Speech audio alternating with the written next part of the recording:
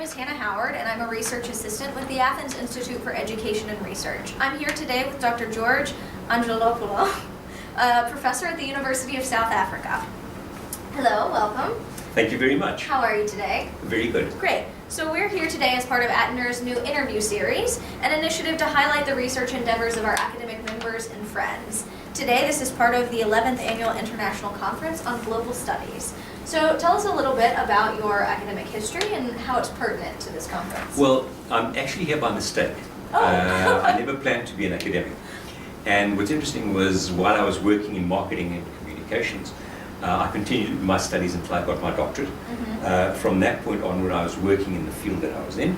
And I got a call from one of the examiners of the doctorate, and he said, look, there's a position open at the University of South Africa, would I be interested in joining? So I said yes. So in 2 days, my career path changed. Oh, man. So much for a 5-year plan. Must have been exciting. It was. How long have you been in academia now? It's now been more than 20 years, probably around about 20, So you must have 25 liked years. it. Yes, I did. It's worked out well. Yes. Well, we're certainly glad that you made the jump so that you could come and be here with us today. How were you introduced to ATNER? Well, colleagues of mine from the University of South Africa had attended conferences previously. That is the first that I'd heard of it, and then I was also made aware of this particular conference through internet notifications. Okay. So that is how I heard about it. Wonderful. Well, Yes. I'm glad our reach is spreading. Yes. So tell us, now that you are in academia and have indeed made it here, tell us a little bit about your primary research interests. You said you Okay. were in marketing before, correct? That's correct, marketing communication. Okay. So it's really centered about communication and the dimension of communication in organizations and business. And as a result, it's really spread out in a number of different areas. And the one that I'm involved in the discussion and the research that I'm over here is corporate social responsibility that has really merged very closely with communication, corporate communication. And that is the one area that I've been involved in. But I've also done a lot of work, for example, in the assessment of cities, particularly Africa's dominant cities, to identify those that have got the greatest growth potential and inclusive growth potential particularly. And I've been involved in methodologies and understanding and utilizing Q methodology, for example. Q methodology is a form of factor analysis and applications in the various studies that I've done, amongst other things, but those are 2 to 3 of the areas that Okay. Do those areas intersect ever, like perhaps with corporate social responsibility being relevant to the growth of cities? Absolutely. So what we find is some of the fundamental principles of corporate social responsibility find a foundation in the ultimate success of societies and communities, and that is the case with cities. So where everything comes together, as for example in the case of Ghana, which was Accra in Ghana, which came top of the assessment that I had done, there were aspects, for example, of governance and proper governance in terms of distribution of wealth and that kind of thing. It had an effect on the success of those cities. So yes, Very interesting. It does. So which piece of all of these different research areas were you presenting at our conference today? It was an assessment of corporate social responsibility.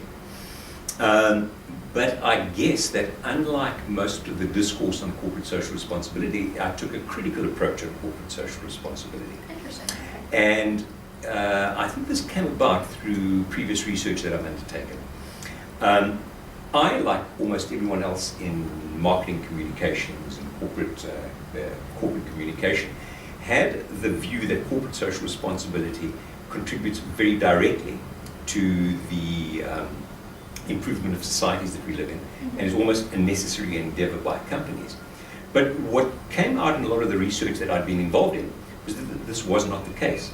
For example, in Peruvian research, we discovered that, and this was throughout the major cities and urban areas of Peru, workers did not believe that corporate social responsibility was beneficial, but they saw it as a form of manipulation. In South Africa, we came across, we undertook some research, and it was very interesting to see that a lot of people in business don't believe that their success and corporate social responsibility or necessarily contribute towards one another. So I started looking at this, and I began to see that there are fundamental problems with CSR, and those are the areas that I discussed in the paper today. Interesting. And this is different than the typical discourse surrounding CSR. Yes, I think CSR, one of the problems with corporate social responsibility and the discourse around CSR is that it's seen almost entirely as positive. Okay. And although that isn't always the case, for example, with stakeholder relations, there have always been opposing views. Very few companies will stand up and say corporate social responsibility is wrong. Even though many of them may believe it, many of the individuals involved in CSR or in the enterprise, the business enterprise, may believe that. It's not verbalized, and I think that is one of the problems. Anything that is portrayed as 100% correct and always supported, there must be a problem there. So that is one of the things that will tell us there's a problem. Yeah, so what are some of the major problems that you ended up identifying then in this work? So CSR, for example, I'll take one or two of them. CSR is seen as contributing directly to the efficiency of companies, and efficiency in two ways. Efficiency, increasing the efficiency of the organization itself, and increasing the efficiency in the delivery of benefits by the companies. And both of these are not always correct.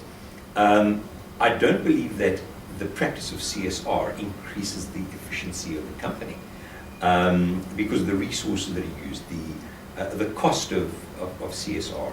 And on the other hand, institutions or businesses aren't always the very best to supply, for example, education or building or a lot of the work that they are involved in. In other words, the institutions that should be supplying those services, which are normally aligned to the state, are underperforming and probably in a better position to do a lot of the work than what companies are. So those are the type of things that are problems with CSR.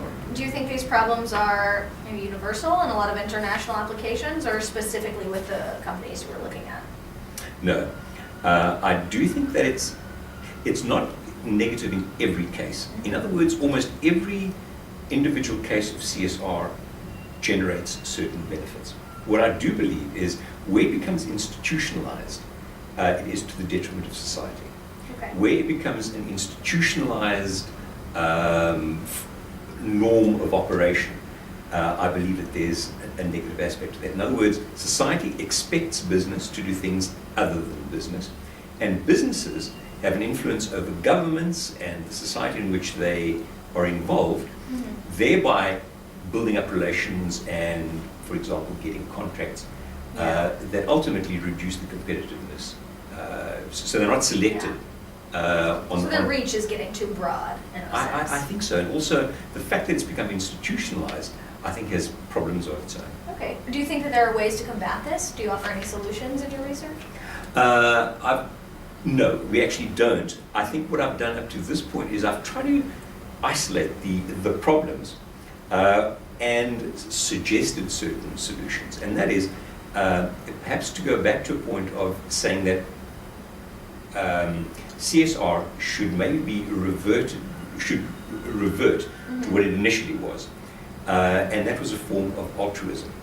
The minute that communication and promotion and leverage, CSR is seen as an instrument of leverage, the more that CSR goes in that direction, the more dysfunctional it becomes. So one of the probable solutions is that CSR and the benefits that accrue should be more altruistic than, let's call it, manipulative.